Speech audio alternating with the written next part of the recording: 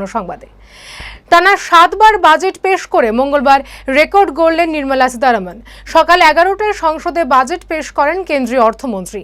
এর আগে রাষ্ট্রপতি ভবনে গিয়ে রাষ্ট্রপতি দ্রৌপদী মুর্মুর সঙ্গে দেখা করে তাঁর হাতে তুলে দেন বাজেটের কপি।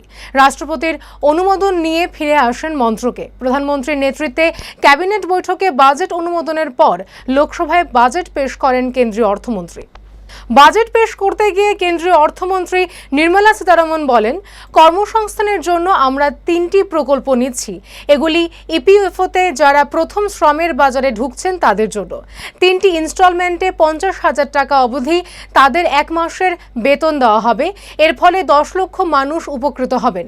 যারা নতুন কর্মসংস্থান তৈরি করছেন তারা 3,000 টাকা ইপিএফওতে ভর্তুকি পাবেন। কেন্দ্রীয় অর্থমন্ত্রী বলেন, আমরা চাইছি মহিলারা আরও বেশি করে কর্মজগতে আসুন। সেজন্য মেয়েদের জন্য হোস্টেল এবং মহিলা প্রশিক্ষণ কেন্দ্র তৈরি করা হবে। দক্ষতা বাড়ানোর জন্য সরকার ঋণের ব্যবস্থা করবে, যাদের সরকারের গ্যারান্টি থাকবে। 10 লক্ষ টাকা পর্যন্ত ঋণ নেওয়ার ব্যাপারে সরকার সাহায্য করবে দেশের মধ্যে পড়ার জন্য। প্রতি বছর 1 লক্ষ ছাত্রকে তার জন্য ই-ভাউচার দেওয়া হবে। তিনি বলেন, সরকার মহিলা, যুবক, গরিব, পিছিয়ে পড়ার দিকে নজর রাখছেন।